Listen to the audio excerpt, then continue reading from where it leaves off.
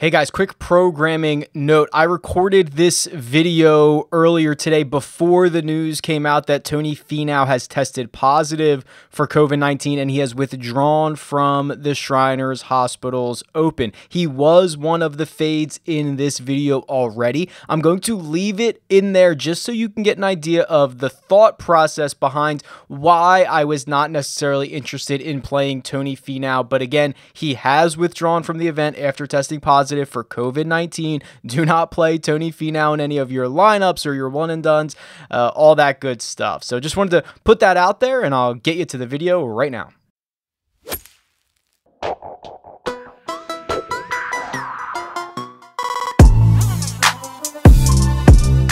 What's up, guys? Rick here with my top 5 fades for this week's Shriners Hospitals Open. These are golfers that, for whatever reason, I might not be as high on as the rest of the industry. It might be an ownership situation. It might be that I don't think they're playing all that well, or it might just be a fun little stat that I have on them that I want to share with you. There are full DFS and betting previews already available on the RickRunGood YouTube channel and in your feeds. There are 5 sleepers in a video from earlier in the week, and we will be going live Wednesday morning, 10 a.m. Eastern time, to do, final thoughts. Look at maybe the weather, how that might impact things, some tee time stuff, and just answer a lot of questions. So you can go through and drop your question in that live room right now. The link is in the description. Without further ado, let's get to this week's top 5 fades. The first golfer that probably won't be in many of my lineups is Tony FINAU. He's $10,200 on DraftKings, and he is 20-1 to win this golf tournament. And partially this is an issue that I have with Tony FINAU, but it's also, I guess, less of an issue that I have with some of his peers. So let's take this one by one. At 10,200 or 20-1, Tony FINAU kind of needs to win this golf tournament to pay himself off. Obviously, to pay himself off in the outright market. And what do we know about Tony FINAU? Well, he doesn't necessarily have a great track record of winning golf tournaments. In fact, he's only won one, the Puerto Rico Open, which would have been 2015, 2016.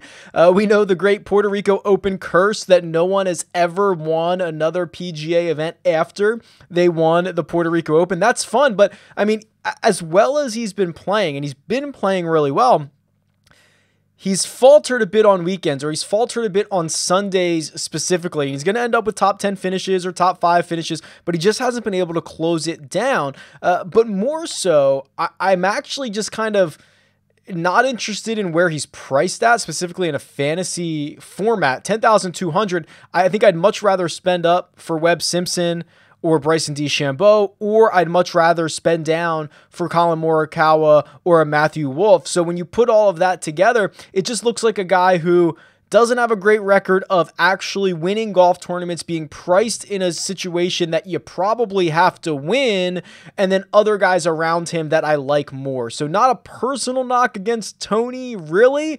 I just don't think he's going to make his way into a lot of my lineups this week. Next up is Kevin Na, and I know it's really intriguing and interesting to not only play the defending champion, but a guy who has won around TPC Summerlin twice, has played here a whole bunch. He's from Las Vegas, but I'm kind of looking at a couple of things here. One, if you want to talk about what Kevin Na has done at TPC Summerlin, well, he won in a way last year that is almost impossible to repeat. He won by gaining 14.1 strokes putting and losing 0.08 strokes, 0.08 strokes, from tee to green. He's the only winner since the start of 2015 to lose strokes tee to green and still be victorious. Justin Ray chimed in when I tweeted this out and said he's one of only 4 guys in the ShotLink era to lose strokes from tee to green and still win, but he's the only guy who did it in a full field event. So the path to victory for him last year is so incredibly rare, one that he is not going to be able to do again. And if you look at some of his results recently, he's always volatile. He's always erratic, missing the cut at the US Open. He didn't play well at the Tour Championship, 51st at the BMW, 39th, missed cut, 35th. Those are his last 6 starts. He has a couple of top 10s at the Memorial. He has a top 10 at the Travelers. It's just all over the place for him. I know he has good vibes. I'm just not nearly as warm on him or as hot on him as I think a lot of the industry is, because he has such a great track record around here. I think it's a bit of fool's gold, and Kevin Na will not be making a lot of my lineups, or many at all of my lineups this week.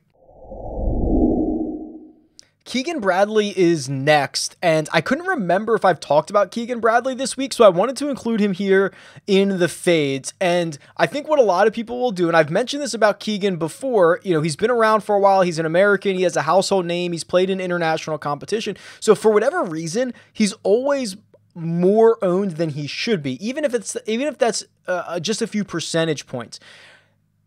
And he's coming off a 4th place finish at the Sanderson Farm. So you think, okay, maybe Keegan will be somewhat popular this week, or people will consider him.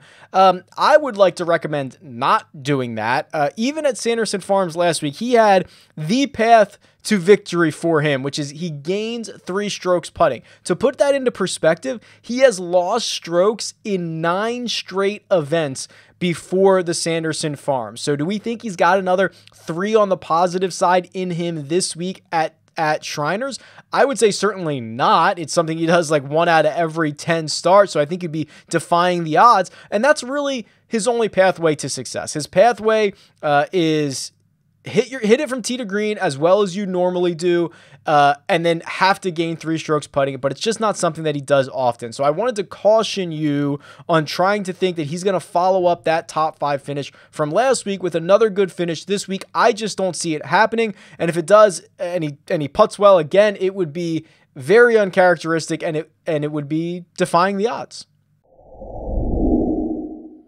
Next is Cam Smith, and I don't actually think anyone's going to play Cam Smith, but they might be incentivized if you only look at tournament history. He finished 13th last year. He finished 10th in 2017, which are the last 2 years that he's actually played this event. But I have such a good little stat on Cam Smith that I couldn't resist including him on the fades video. He is the most expensive golfer in this field on DraftKings at $7,800 to be losing strokes to the field since the restart. Yeah, think about that. He's probably priced as like the 30th most expensive golfer, and he's actually losing strokes in the restart. Cam Smith, Cam Champ, and Brandt Snedeker are really some of the only guys above 7,200 who are in that boat. Every single other player has gained strokes since the restart. So those would be guys that I would certainly stay away from.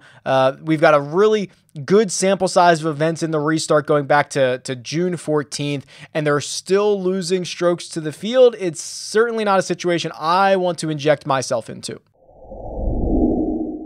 And let's wrap with Sergio Garcia, and there might as well just be a placeholder spot every single week in the fades for the guy who won last week, as long as it's not a big name player. I mean, what we continue to see are golfers who win for the first time in a long time, have a hangover, and that's fine. It is expected. I just don't want to be part of the investment moving forward. And again, how did Sergio do it at the Sanderson Farms? The storyline was very much around him closing his eyes while putting, which is absolutely crazy. He says he's been doing it for a while, which is really hard to believe considering the putting was great last week at the Sanderson Farms, and it's been horrid for a long time before that. I mean, it was the last time that he gained strokes putting in an event was the Northern Trust of 2019, basically a year ago. Now, he doesn't play all of his events on the PGA Tour. They're not all measured, but of his measured rounds, the guy just never gained strokes putting. He gained nearly 3 last week at the Sanderson Farms. Again, similar to the Keegan Bradley argument, do I think it is likely that he does something again that he rarely does? No, I do not think that's likely. I think he's got a bit of a hangover effect heading into this week, and he's someone that will not be making my lineups. it's Sergio Garcia. There you go. My top 5 fades for this week's Shriners Hospitals Open. Hope that gives you just a little bit more insight of where my mind is at on a few of these guys. And I wish you the best of luck. And I'll see you on Wednesday, 10 a.m. Eastern time on RickRunGood.com YouTube for a live stream. Let's do it.